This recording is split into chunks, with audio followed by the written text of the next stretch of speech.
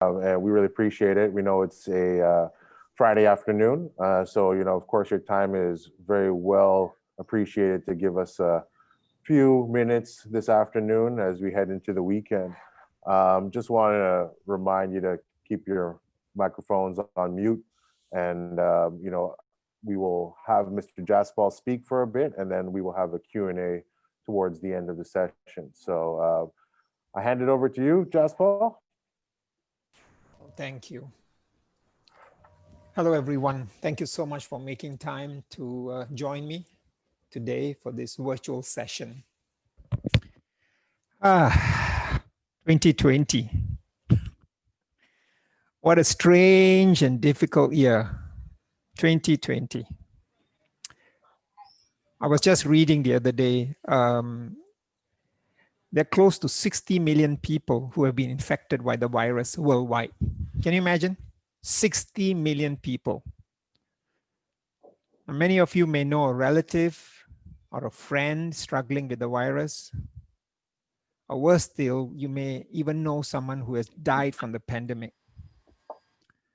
This is a crisis that has not only put people in hospitals and strained healthcare systems worldwide, but one that has physically separated families.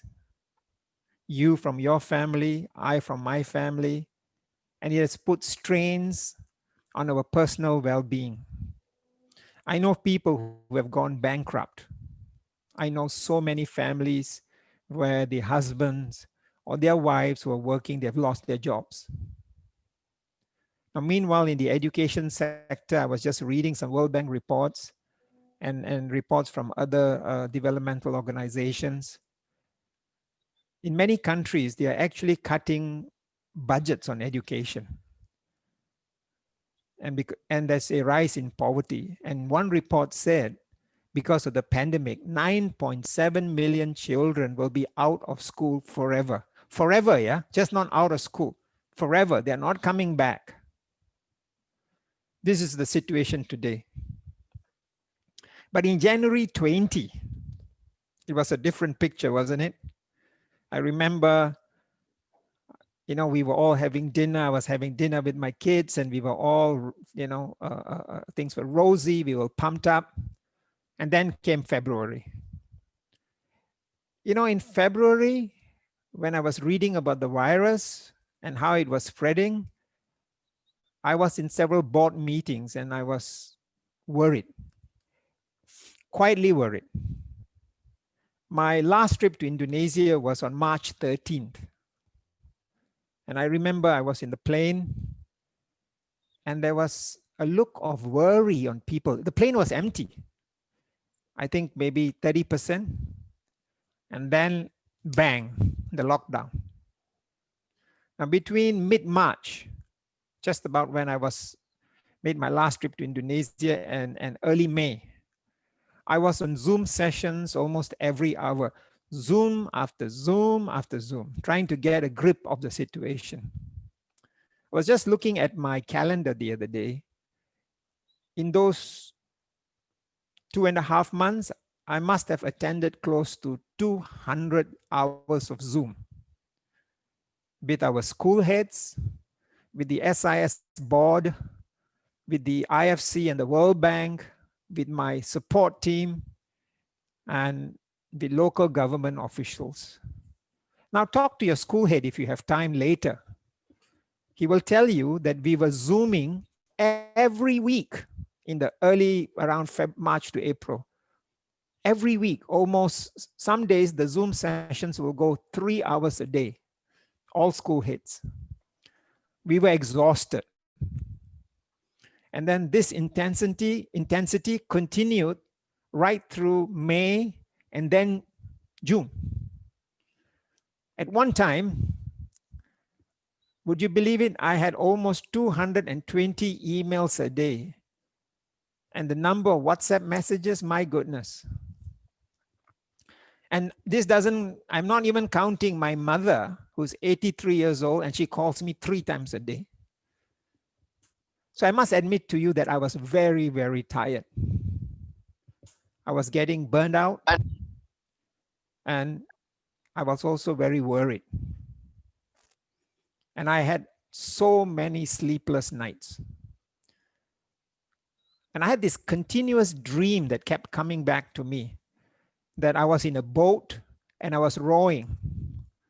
So apparently I hear, and I've been reading, that if you are stressed, you keep having these certain kinds of dreams that keep coming, that I was in a boat and I was rowing.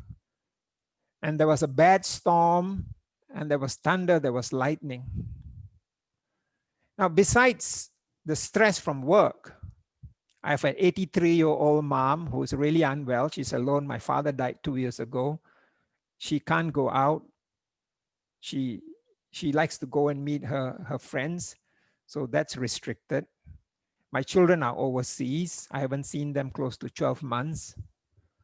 And I also had to make sure that my wife, who is recovering from cancer, was safe away from the virus. So I wasn't really sleeping well. But what were my thoughts during this period? I will be very dishonest to you if I say to you that I was fine. I wasn't. Now, at one point, I stopped and I said to myself, look, if you continue like this, you are going to fall sick. And you won't be able to lead the organization. You won't be able to lead SIS, and you'll be of no use to the family. So the first thing I did was I started to exercise. So I bought this equipment and I lost weight, and I would exercise in the morning and I will do some exercise in the evening. The other thing I did was I drew a line between my work and my personal time. After 5 p.m., I don't want to see any more emails. I don't want to hear anything about viruses and the pandemic. I needed my own time. And I watched heaps of movies, Netflix movies. I saw Narcos. I saw The Queen's Gambit. I'm a big Denzel Washington fan. I've seen all his movies, reruns of Godfather, stand-up comedies. And I watched the US politics. Now, I don't know whether there was a mistake or not, whether it was a horror movie or comedy. But I watched it and I listened to lots of music, and I learned to like a rap music. My son would say, hey, Dad, have a look at this. Oh, he's in the US, he's stuck there. So I decided to set some very specific time for my family. Now, why am I telling you all this? I'm telling you because I want you to know that I understand what anxiety feels. I know what it feels like the next morning when you just don't get enough of sleep. And I know what it feels like when you keep thinking about the same thing over and over again. But I also know what it feels like after you exercise, that refreshing feeling when the blood starts to flow. I also know what it feels like when I said, stop, I don't want to think about this. I want to watch a movie or get a hobby. And I also know what it feels like when you're amongst people who care, that come together in a crisis to collaborate and share. And I know what it feels like to be amongst people that give you the feeling of confidence and high morale that any leader will want when he leads in a crisis. Now, if you were in those meetings, if you were the fly on the wall, when we were having the meetings with the school heads earlier in this year, if you were like spying and watching us having those Zoom sessions, two things would have become very obvious to you. One was that we really have a diverse leadership team across SIS schools. School heads were using the experience from South Africa, from Australia, from the Philippines, from the US, from India. They were bringing all that experience and networks and bringing their knowledge onto the table where we used and we discussed and we made decisions on. Because this was the crisis. There is no answer. We've got to see what was happening in the other parts of the world. You may also wish to know that it was very early in this crisis that the SIS leadership put in an approach to react. What if there's a COVID case? It's called the layered approach. And that approach was praised by our international partners as a system comparable to some of the best in the world. I hope you will have a chance to meet with your school heads and discuss this layered approach. It is there, equal to some of the best in the world. We were also quick to pivot to a new way of learning and teaching, quickly going online. Were there issues? Boy, were there issues. But we solved them. These issues that you had went up to the principal, went up to your deputy heads, and they were brought to the table when all the other school heads were meeting. We discussed and we found a solution. You see, no SIS school was operating in isolation. And that's the strength of SIS. We are a network. A problem in one school, other schools huddle and we solve it. There are many schools that stand alone. Decisions are made by maybe one person, two person, maybe three members of the board who don't have the full picture. The SIS network engine was working in full throttle. Meanwhile, I myself was spending time Zooming with, and I looked through my calendar with at least more than 110 educators or leaders in the education sector worldwide, either one-on-one or in groups. I was in Zoom sessions with the IFC and the World Bank, and I was in Zoom session with companies to understand what they were doing. I had a Zoom session with the vice president of Facebook, with Starbucks, to understand what was happening in other industries. I attended more than 30 over webinars, and I myself was either was a speaker or I was on a panel with at least 10 webinars.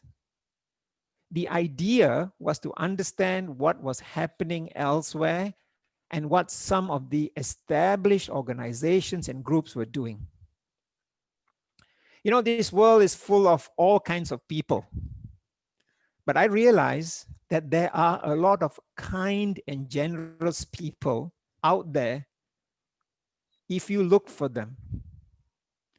One leader from a very big school group, a very well-known school group with schools all over the world, shared with me their feedback systems that looks at getting a pulse on their online teaching and learning. So we took their feedback system. This is the SIS system, and we amalgamated and we created this feedback system that is in place today, which is again seen as world-class.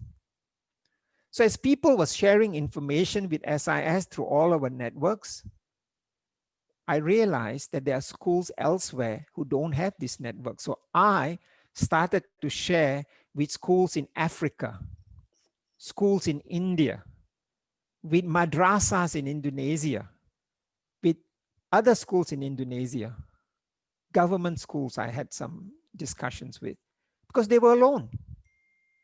So collaboration is indeed a very powerful tool. Now you may recall that in 2019, SIS was given this very prestigious International Financial Times IFC World Bank Award for the transformational work we do in education. Now we were the only school in the world.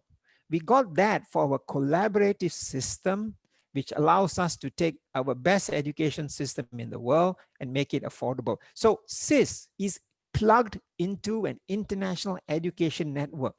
Know that you are part of a prestigious group that is part of an international network. Now, if you were, the second thing you would have noticed if you were in that meeting, if you were spying, or maybe if you were hiding under the table and you were listening, well, if you're hiding on the table, we would have seen you. Anyway, you get my point. The second thing you would have noticed is that almost every Zoom meetings that we had, we never missed talking about the well-being of our teachers and our non-teaching staff, our students and our parents. We discussed ways to help people who had personal issues at home or here in the school, Every time we hear that someone is in a hospital, we will huddle. We look for avenues to reduce stress. We knew many of you expatriates could not go home. You were grounded because there were no flights. So whether it was a small note from your leadership in your school, from me, or a video of encouragement, or chocolates, or gifts, or initiatives like making Spotify and Netflix features available, whether there were allowances or counseling channels, or whether it was giving assistance to improve internet bandwidth, or helping those who had no laptops or didn't have upgraded or needed to upgrade their laptops. These were free flowing ideas that were thrown on the table when all the school heads met. We discussed and we adopted many. So please know that these conversations around everyone's well-being sits right at the top of our agenda. They have, they are, and they will continue to do so. And then suddenly came this challenge. When schools opened in this academic year, we saw enrollment slowing down, especially in the preschools. It's the same everywhere.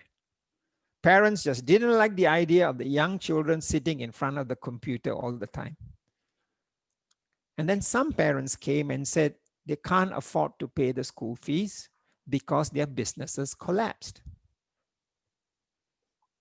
So what did we do? We huddled again, hours and hours of Zooms, and we discussed special COVID scholarships. And then what happened? More pressure came. Parent community across all SIS schools wanted blanket discounts because other schools were dumping fees. Other schools were giving discounts. And they said, we want SIS. It doesn't matter whether we need it or we don't need it. We just want you to give us a discount. There was a lot of pressure. And I remember those discussions. You see, SIS, we are not backed up by a big conglomerate or a business group. We are a school organization funded by just one thing and one thing alone: school fees. School fees that comes from enrollment. And we supplement that through loans from IFC, the World Bank. We are the only school that they give because they see our high standards and great governance and best practices. And these loans need to be paid from the fees. I remember when we got this pressure of these blanket discounts, I had, again, sleepless nights. I remember the long meetings with the board members. If we dump fees and we don't see an increase in enrollment because the economy, for some reason, goes further south, because there's a second wave, there's a third wave, there's a fourth wave, there's a fifth wave, God knows where this pandemic was going. If we dump fees and we don't see an enrollment, we will have no choice but to cut salary and even retrench. Start joining classes. 10 students, 6 students, 15, put it together and let staff go. I had some senior staff in the support office coming to me to even offer a cut in their pay. I was stressed. And I remember that day, I was looking at my computer and I've got the SIS logo and the vision as the screen. And I looked at the vision. It says, inspiring learners towards greater heights.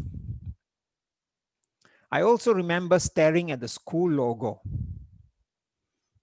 And I remember praying. I was reminded at that point that we have a history and a brand that is known for providing the best to our students. We have a history of looking after each other, inspiring each other, so that our students are inspired. So what did I do? I said, all right, let's give those blanket discounts. not dump fees, those blanket discounts. And let's help everyone, whether they need it or they don't. But as far as possible, we will keep the SIS family intact. No retrenchments. And I ask our school heads, please, can you talk to the teachers to row hard in the storm and drive the best online program that you can in the middle of the pandemic? As if I needed more challenges, and then we get more pressure. How do we eventually open our school? How many safety features do we need?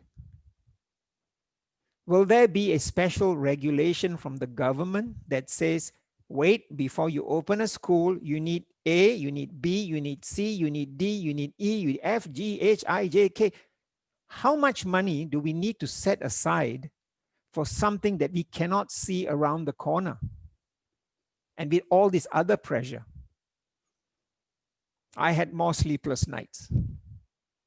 So when you don't know, and when you run an organization, you can't see, you get into what I call the preservation mode. Hold all capital expenditures. There was a school that wanted a new basketball court. No.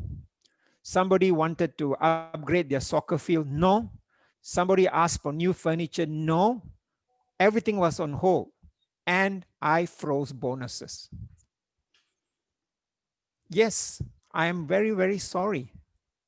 I know many of you are disappointed. But the only way that we could give one group bonuses was to retrench another group. And that is not what SI is about. We don't throw people off the boat to make this boat lighter. We all row together. Now, I have seen the reopening plans of your school, and I'm sure your school head will share with you. And he didn't do it alone. He had input from all the other schools. He picked, he saw, he shared. And they got views from other schools. And we had the IFC giving us input, the World Bank giving us input. We had different people. So I can tell you that reopening plan in your school will be the best. So rest assured that the system are in place, but you need to do your part to make sure the procedures are followed. I've been long in Indonesia, and I've been in developing countries. The systems are here, the people tend to be somewhere here, not following the procedures. Now you have the right to scream and shout if you see people who don't follow the procedures, because your health is of great concern. You don't want to get the virus and pass it back to your mom, your dad, your uncle, your auntie, your children. So people who break the procedures, you have to scream and shout. So here we are, November. Tired and sometimes anxious. But I want you to look around and see all these faces on the Zoom. This is the SIS family. Teaching staff and non-teaching staff. Tired? Yeah, we are tired. But we are safe and we are healthy.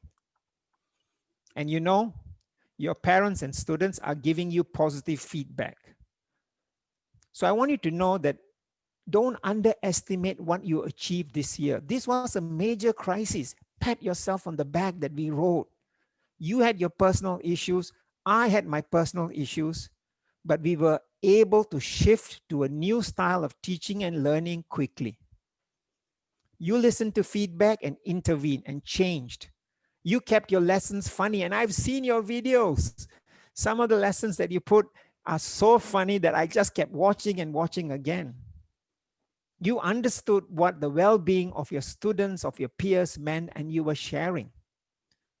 And you know why? Because you are all what I call effectors. E-F-F-E-C-T-O-R.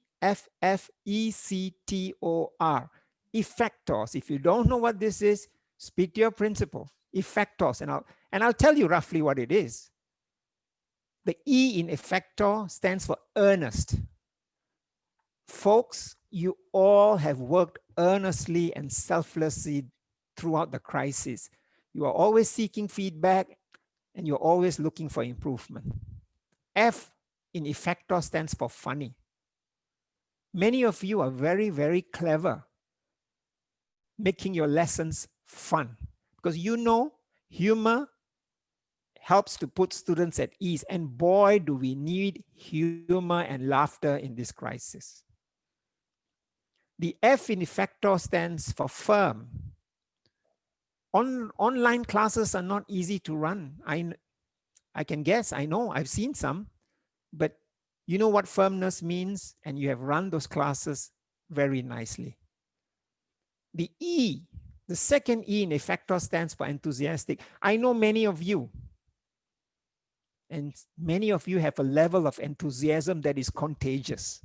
When you are enthusiastic, I get enthusiastic. And that level of enthusiasm encourages curiosity and helps parents engage with you better. C stands for consistency.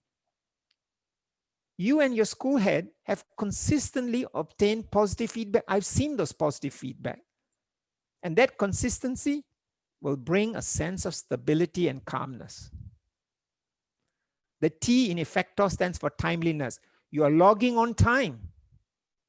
You're communicating with your students on time. You're responding to your parents on time. In a crisis, timeliness is of the essence. The O in effector stands for open-minded. It's an angry world now. It's a stressful world. Look at the US and what politics have done. It's cut the country into two. But look at Indonesia, one of the most moderate, warm country that I have known. But people will be stressed, so be open-minded. Treat them fairly. And finally, R stands for researcher. I don't have the answers for everything. I don't think you as educators have the answers as well. So what do? We look for answers outside our organization. We research, we'll use our networks, because that knowledge will help you improve your own teaching. So all of you are effectors, don't forget that. Now, while we were rowing in the storm, a few interesting things happened. We had 2 babies. No, I didn't have any babies. SIS had 2 babies. What are the 2 babies? We had 2 new SIS schools. One in India, in the city of Chennai. 2 in Yangon, in Myanmar. Now, can you imagine? In the middle of the crisis, when schools are shutting, people are in trouble, people came to us and said, we need you to help us run these schools. So you know what is happening? SIS is a global brand name. People know us. And amidst this crisis, people are approaching us to start new schools in other parts of Asia and in Indonesia. Some of the top schools in the world have lost enrollment by 25 to 30% because the expatriates, the foreigners have gone home. We are holding our ground. We've lost some students, but we are holding our ground solidly because word out there is we have the best online program. So people will come to us, and they continue to come to us and say, I want you to open a school in Makassar. In fact, I'm looking at Makassar, in Surabaya, in Bandung, in India, in Philippines. I was talking to a group. Will I open these schools? Yes. Why? Because my vision is to provide quality education at affordable prices, led by outstanding teachers like you, who I call effectors. So I need leaders, people within our group, people who say, hi, I want an environment change. Can I go to Myanmar? Can I go to Thailand? Can I go to Philippines? In Indonesia, we are looking at SIS schools in Surabaya and Bandung and Makassar, potentially even in Bali. There's a new brand that will come out in about 2 years' time, which will be aimed at Indonesians and run by Indonesians.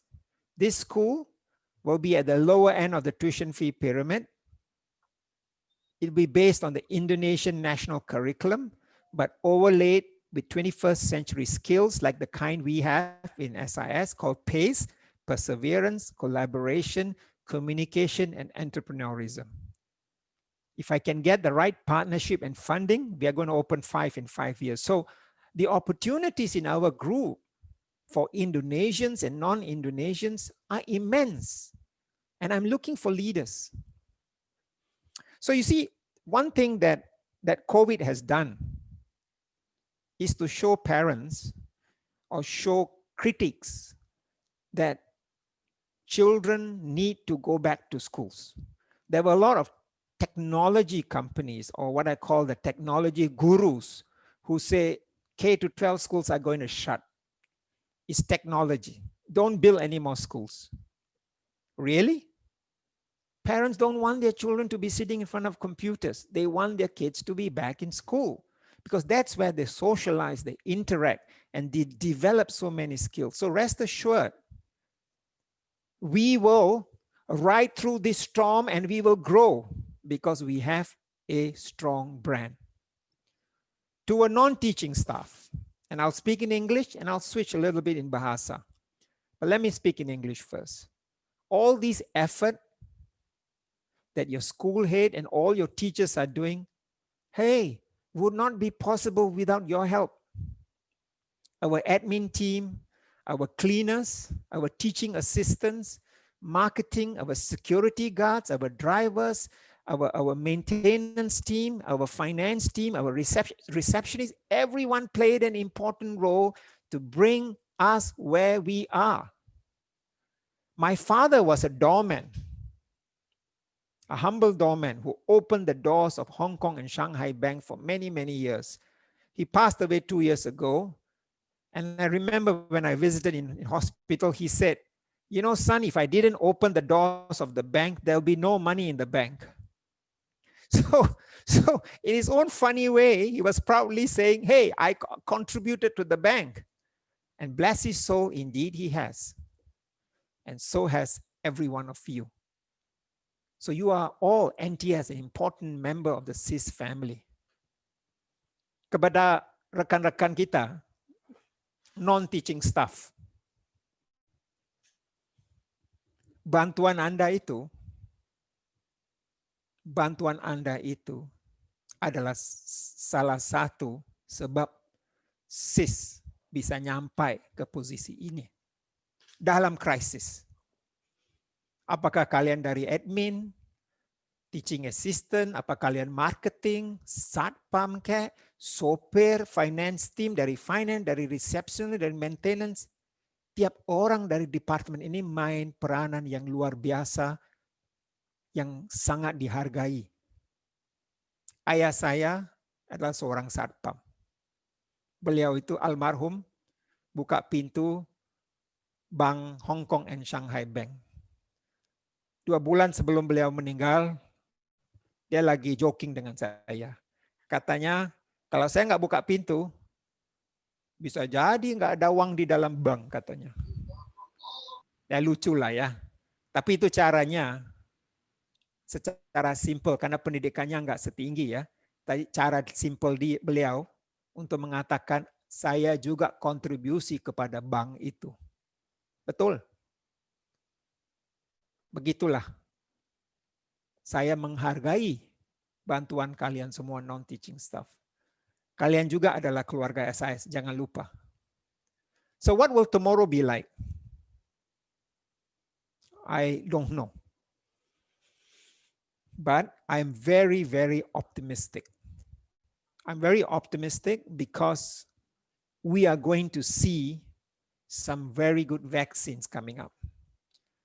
My brother-in-law is a doctor, and I mix with a lot of his friends, and they tell me, they say, if ever there was a time where the world was going to face a global health crisis, this is a pretty good time, because knowledge in the health sector is way up here. And imagine how that vaccines that we talk about or we read about have popped up very quickly. 94%, 95% effective.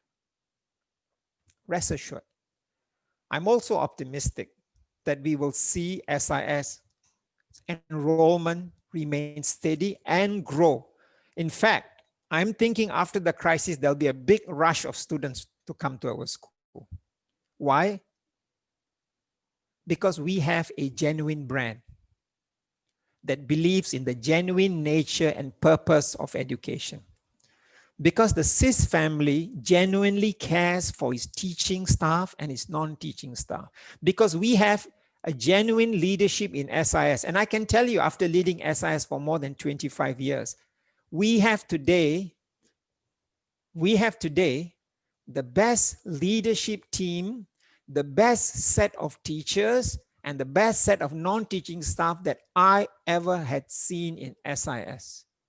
And boy, what a good time to have such talent, because we are in a crisis.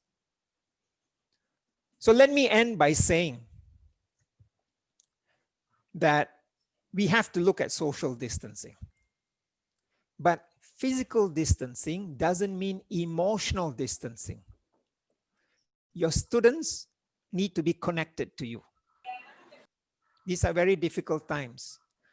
I'm telling you, these are the hardest times for young people besides older people. They've got energy and you are asking them to stay home. They can't connect with their students. They can't socialize. They're missing out a lot of developmental skills. We don't know what sort of depression, what sort of bullying that's occurring. You need to watch this. There's no need for us to chase academic developments if we are ignoring emotional needs. But please remember, while you do all this, you need to be connected too. Look for ways to lessen your burdens and your anxieties. So I end with a sincere thank you for being in the boat with me, rowing. I still get the dream. Our job is not done. I need your help to provide the best that you can in whatever you do and help ensure our enrollments not only remain stable, but grows. And like you, I want to get back to the good times. Now, while you do all this, please remain healthy. Stay away from crowded places and try, please, not to travel. Keep washing your hands, wear your mask, exercise, find a hobby, meditate, learn a new skill, and maybe try even rap music. It's not that bad. But after all this, after you've done all this, if you feel lonely, if you feel anxious, if you feel stressed, call me through your school head. My promise to you is I will help. No one will be left alone. Kepada keluarga SIS, setelah mencari beberapa jalan yang lain untuk meringankan stres kita, stres Anda, kalau kamu masih merasa stres, masih merasa kesendirian, jangan pikul masalah ini atau beban ini di bahu Anda sendiri. Kita adalah keluarga. Kalau perlu bantuan, kontaklah ketua sekolah Anda dan saya jamin, saya janji akan saya bantu karena ini adalah keluarga SIS. Thank you for being a member of the SIS family. God bless all of you. Thank you. All right. Thanks so much, Jasper. You know, I don't know if for all the rest of the staff here, I've been working for SIS for quite some time, and you know, we used to have HOD meetings, DHT meetings, where we'd all meet at different schools in Jakarta, but we've never had things like this where you would come around and speak to each school, and the fact that you're doing it to each campus, you know, I'm sure really means a lot, and we do appreciate it. So at this time, I'll open up the floor to see if anyone has any questions.